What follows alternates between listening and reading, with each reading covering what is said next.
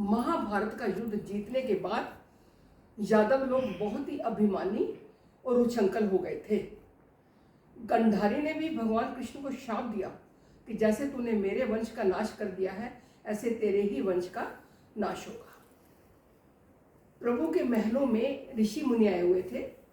यादवों ने अपने उछंकलता पतन दिखाने के लिए एक लड़के को गर्भवती स्त्री का रूप बनाकर उन ऋषि मुनियों के सामने ले गए और पूछा कि इसके घर में क्या पैदा होगा। ऋषियों को बहुत क्रोध आया, वो जानी जान थे।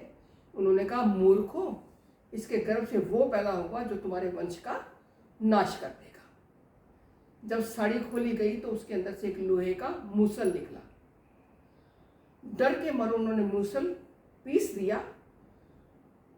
अंत में एक टुकड़ा बचा छोटा सा जो नहीं पिसा, वो नदी में फेंक दिया। उसको एक मछली ने खाया। जब उसको काटा गया तो वो टुकड़े को एक शिकारी ने अपने धनुष बाण के आगे लगाने के लिए ले गया। बाकी सब चूड़ा उन्होंने प्रभास क्षेत्र की जो नदी पड़ती है उसके किनारों पर डाल दिया। धीरे धीरे वो लोहे का चूड़ा सिवार बनकर नदी के किनारों पर लगने लगा। प्रभु गंधारी की इच्छा को पूर्ण करने के लिए सब यादवों को इकट्ठा करके पिकनिक मनाने प्रभास क्षेत्र ले गए। वहां उन्होंने अपने अभिमान के अनुसार लड़ना शुरू कर दिया कि युद्ध हमारी वजह से जीता है, युद्ध हमारी वजह से जीता है। एक दूसरे को मारने लगे, सब मरते चले गए।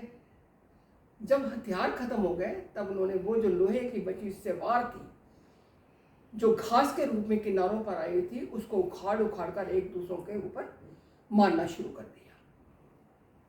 एक तो वो पिसा हुआ लोहा, एक वो सिवार बना हुआ, सब यादवों की मौत का कारण बन गया। बच गए भगवान कृष्ण। वो बहुत दूर एक वट वृक्ष के नीचे बैठकर अपने पैर पर पैर रखकर ये अपनी लीला देख रहे थे। उनका अंगूठा ऐसे चमक रहा था जैसे हिरण की आंख होती है। उसी शिकारी ने जिसके धनुष बाण के ऊपर लोहे का टुकड़ा लगवा था, उसने कस के मारा धनुष और भगवान कृष्ण की मृत्यु हो गई। वो माफी मांगने के लिए गया, परंतु प्रभु ने कहा कि यह सब मेरी इच्छा से ही हुआ है। अति सर्वत्र बजते, अभिमानी का हमेशा नाश होता है।